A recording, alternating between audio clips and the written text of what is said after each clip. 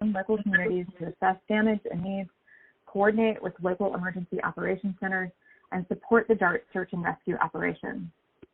The DART also includes 65 search and rescue members and 4 canines from the Fairfax County Fire Department's Urban Search and Rescue, or USAR team, who arrived in Haiti on Sunday. We're also coordinating with interagency partners to get aid to people as quickly as possible. The U.S. Coast Guard medevac operation has so far evacuated, as of last night, 41 critical patients over the course of 15 sorties. They have also transported 22 local medical staff and 1,000 pounds of medical supplies into the area, as well as 3 local engineers, a 4-person Department of Defense runway assessment team. And yesterday, the Coast Guard transported 18 DART members to affected areas to begin search and rescue operations and conduct assessments. Because of the extensive damage to roads and bridges that has made ground transportation challenging, we've also requested additional support from the Department of Defense for air defense transport to affected areas, and the U.S. military helicopters are on their way to Haiti. With USAID support, the UN World Food Program, or WFP, is also using its barge service to move vehicles and other humanitarian supplies to the southern coast of Haiti. We are also supporting WFP to provide logistical assistance to health organizations and use food supplies, including rice, beans, and vegetable oil that USAID pre-positioned in Port-au-Prince to deliver hot meals to more than 3,000 people in hospitals in Lacaille and Jeremy this week. USAID supports WFP year-round to maintain sufficient pre-positioned food in Haiti to meet the needs of approximately 300,000 people for 1 month. Today, USAID partner, the International Organization for Migration, will also distribute 2,000 hygiene kits, 2,000 jerry cans, and 600 shelter repair kits in Lacaille and Nice. These supplies, which are enough to help approximately 10,000 people, were pre-positioned in Lacaille, and USAID supported warehouses to be ready to quickly respond to disasters. USAID is also supporting IOM to distribute washable masks and COVID awareness and prevention messaging through flyers, soundtracks, community outreach, and social media. IOM psychologists will also provide specialized psychosocial support in affected communities. We also continue to support long-standing humanitarian partners in areas affected by the earthquake that are providing life-saving shelter, protection, and water, sanitation, and hygiene assistance to vulnerable populations. Our partners are rapidly pivoting efforts to respond to urgent needs resulting from the earthquake by conducting assessments and preparing to distribute additional relief supplies in the hardest hit areas. We continue to closely monitor the impacts of Tropical Storm Grace, which passed over the area last night, and continue to lash areas impacted by the earthquake with heavy rains and strong winds. With that, I would now like to turn over to John Morrison, who can provide additional efforts on urban search and rescue efforts to date. Thank you, Sarah, and thank you for everyone for joining for today. As Sarah mentioned, the USAID's DART's Urban Search and Rescue Team arrived in Haiti on Sunday and began operations in affected areas yesterday. The USAR team deployed with 52,000 pounds of specialized tools and equipment, including hydraulic concrete breaking equipment, saws, torches, and drills, along with advanced medical equipment to assist with search and rescue operations. The team began those search and rescue operations yesterday. Yesterday, the DART traveled to Dessalines, Marceline, Merci, Laborde, Camp Perrin, and Mennen on 2 U.S. Coast Guard helicopters. While on the ground, the team visited affected communities, conducted damage assessments of homes and buildings, including a hospital, and provided medical attention to an injured person. The team reports that food, healthcare services, safe drinking water, hygiene and sanitation, and shelter are all priority needs. Today, assessment teams will be returning to Lacaille to complete further assessments, as well as other locations on the peninsula that have been significantly impacted. Thank you again for joining us today. Before we turn it over for questions, I would like to go to the State Department's Bureau for Western Hemisphere Affairs, Acting Deputy Assistant Secretary Laura Lockman. Okay, thank you very much, John. And thank you all for joining the call this morning to discuss the U.S. response to the devastating earthquake in Haiti. I'd like to start by reiterating the United States' deepest condolences to those who suffered the loss of loved ones or saw their homes or businesses destroyed. My USAID colleagues just covered our response efforts on the ground, and I would like to highlight that, of course, the United States remains a close partner and friend of Haiti, and we continue to provide what has been long-standing assistance in areas including security, development, governance, and health. And the goal is to support Haiti in its efforts to chart a path toward long-lasting peace, stability, and prosperity for all Haitians. In the wake of the tragic assassination of President Moïse, we continue to work closely with Haiti's interim government to assist with the investigation into the assassination, support efforts to strengthen security and democratic institutions, and encourage dialogue with civil society actors. Our focus remains on supporting Haitian-led solutions to the many pressing challenges the country is now facing, and that principle will continue to guide our current assistance efforts.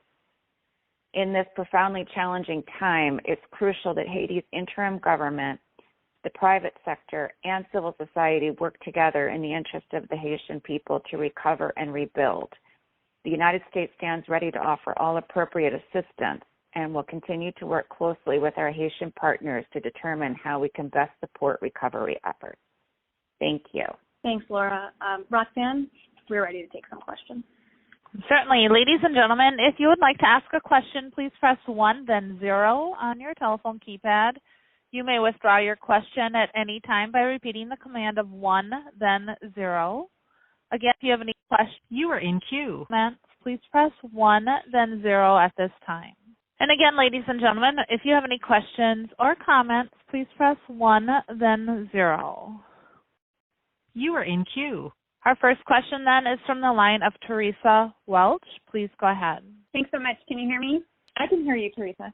Teresa, I could hear you, but if you're talking right now, I cannot hear you. Hello, can you hear me? Yes. Okay, now we're good.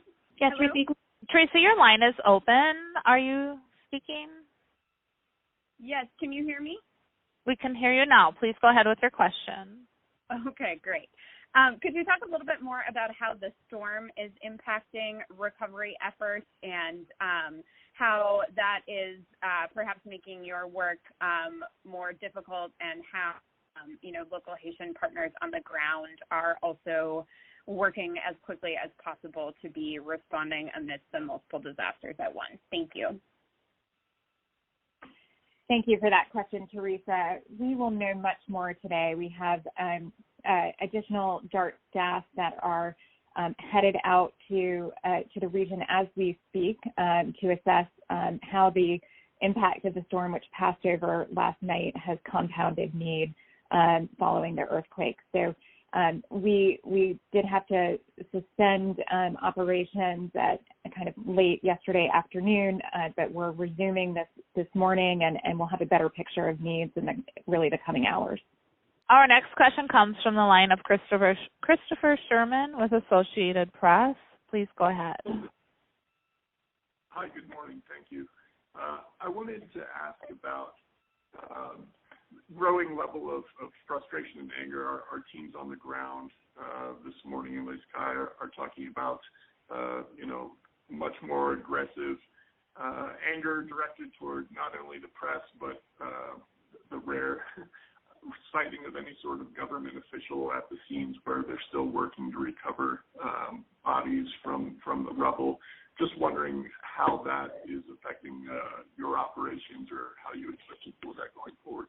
The safety and security of our partners and our operations is of the utmost importance, but our top priority really is getting assistance and assistance at scale to people in need. So we're working very closely with our local partners, as well as with the support of embassy security and security specialists that are on the DART in order to scale up assistance safely to get that assistance to people that are in need right now. Our next question comes from the line of Rick Gladstone with New York Times. Please go ahead. Hi, thanks for the briefing. I have two questions, if I might. First, I would ask, how would you assess the level of humanitarian response? Besides the USAID effort, is Haiti getting enough help from the world for this disaster in your view?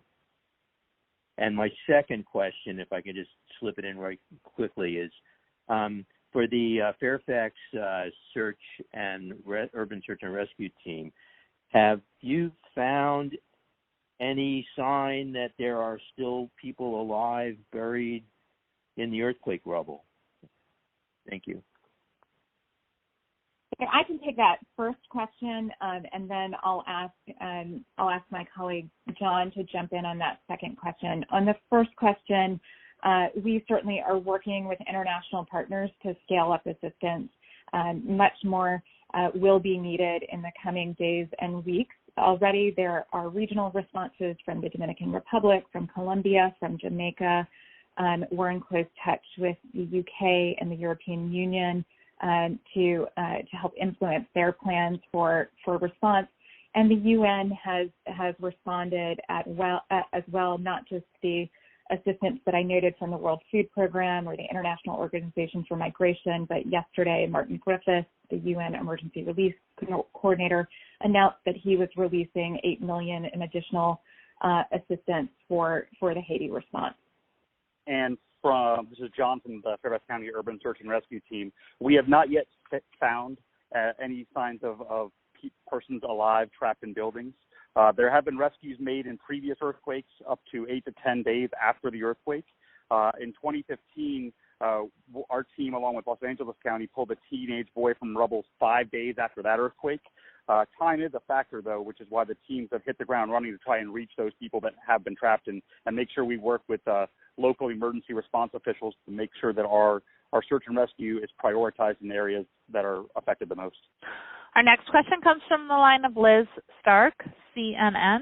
Please go ahead. Hi there. I was wondering if you could provide more details about, what conversations has the United States had with Haitian leadership regarding the amount and the pace of the aid effort, and also if you could speak to some reporting that the Haitian Prime Minister has expressed frustration with the U.S. effort in conversations with ambassadors with him. Thank you. I think that's a question for our State Department colleague. Hi, this is Laura. Maybe for my USAID colleagues, do you want to start by talking about USAID contact with the Haitian government, and then I'll move to other contacts? Yes, and I can just speak to, I know that Administrator Power has been in close touch with the Prime Minister, as has the Ambassador. Our understanding is that he actually has been pleased with the U.S. government response to the earthquake. We're obviously in close touch with both the Prime Minister, but also the Haitian officials who are in charge of the emergency response to identify and respond to new needs as they emerge, and of course to scale up our ongoing response. Okay. And then from the State Department side, just to reiterate, our ambassador is in constant contact with high-level Haitian authorities across the board dealing with this disaster, and she is speaking to the Prime Minister several times a day. And she did convey to us that the Prime Minister has expressed his sincere and very heartfelt thanks for the United States response. And then in addition, our Deputy Secretary of State, Wendy Sherman, spoke with the Prime Minister in a call on August 15th to transmit our sincerest condolences and to, pledge all the assistance that we can provide. Over. And our next question comes from the line of Anthony Fayola with Washington Post. Please go ahead. Thank you again for doing this. Do you have any assessments on how many communities still have not been reached by any first responders? And if so, where are those? Are they located very close to the epicenter? And are you getting any sense now of how high the death toll may go? There have been some indications that the quake was very strong, but perhaps the damage may not have been as severe as initially anticipated and not as catastrophic as 2010, partly because it was centered further from Port-au-Prince. But what are your assessments on all that? So again, we do not anticipate that the death toll related to this earthquake will be anywhere near the 2010 earthquake, where more than 200,000 people were killed. We can follow up with the specific numbers, but I believe the death toll as of last night was something in the range of 1,200, and we believe every one of those deaths is a tragedy, and we can anticipate that number will climb in the coming days. But we do not anticipate that the scale of this disaster is comparable to the 2010 earthquake. That's not what we're seeing on the ground right now. There are, though, significant humanitarian needs, and we're doing everything we can to respond at scale to those needs.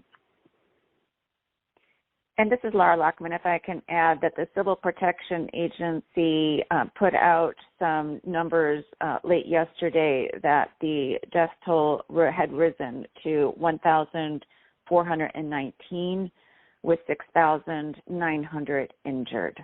Over. Our next question is from Michael Wilner with McClatchy. Please go ahead. Hi. Thanks for doing the call. I appreciate it.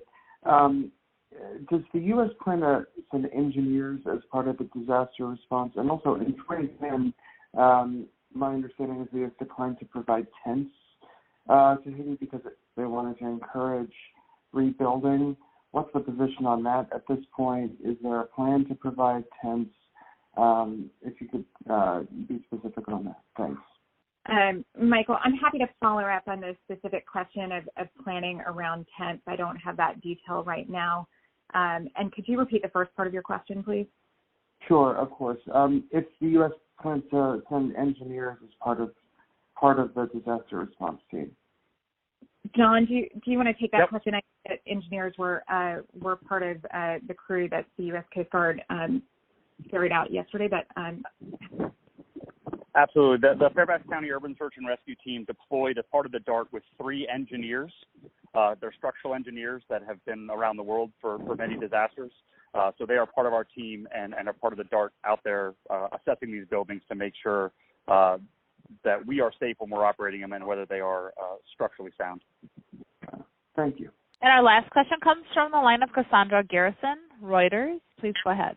Hi, thanks, and good morning. I'm wondering if you can outline some of the lessons learned after the 2010 response and how the U.S. is adjusting its response this time, and also if there's a budget that you can share, a budget number for the U.S.'s current response. Thank you. Hi.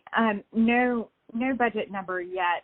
We're still very much in the early days of the response, and we'll have a better picture of the budget numbers moving forward.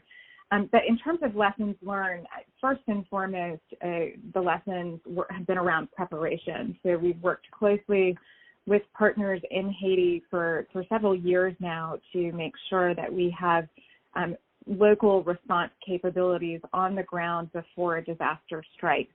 And so you're seeing right now that barge that WSP is moving into the region, the pre-positioned stock that our partners are drawing upon to provide food, shelter, non-food assistance, as well as our locally employed surge staff that mobilized just in the hours after the earthquake that already lived in the area to help make sure that our understanding of the disaster and our responses are really shaped by what we're hearing from people on the ground and informed by their specific needs. Great. Thank you all for joining, and thanks so much to our speakers for taking the time today. Of course, if there's any follow-up questions for everyone on the line, feel free to reach out to the press teams at AID or at State anytime. We're happy to help you out, and we'll keep everyone posted as progresses. But thanks again for joining. And ladies and gentlemen, that concludes our conference for today. Thank you for your participation and for using AT&T conferencing service. You may now disconnect.